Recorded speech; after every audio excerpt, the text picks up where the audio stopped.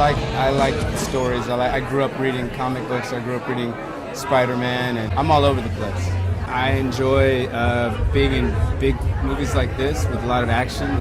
Like being in small movies that cost $15 to make where you have to bring your own clothes. So, well, Shane's obviously bringing his own flair to it, and the script, like I said, is that he and Drew wrote is very, very different and nuanced in a very different way.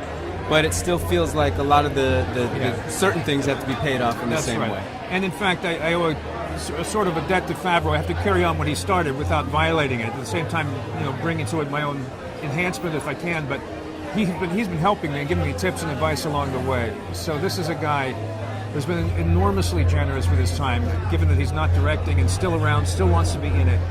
He's just been so gracious that I can say nothing but wonderful things about how helpful he's been. That said, yeah, it will look a little different. I hope I can protect the one thing I can't live without. These people at Marvel have done this a lot, and they hold your hand through the whole thing. So, if I have a question about effects, I've learned more in a year now than anybody else would in a decade. Lesson number 1. Heroes.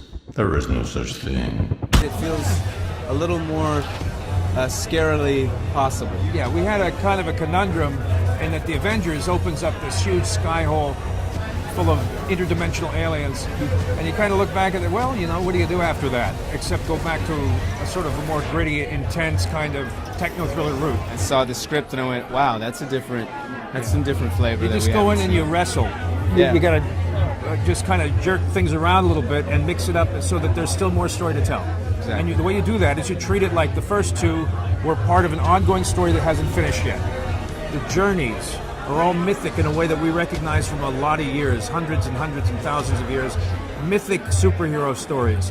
Today's world is so complicated that the simplicity of myth has come back around with a desire and I think a need on the part of people to feel and see that's unprecedented given just how confusing the world is right now.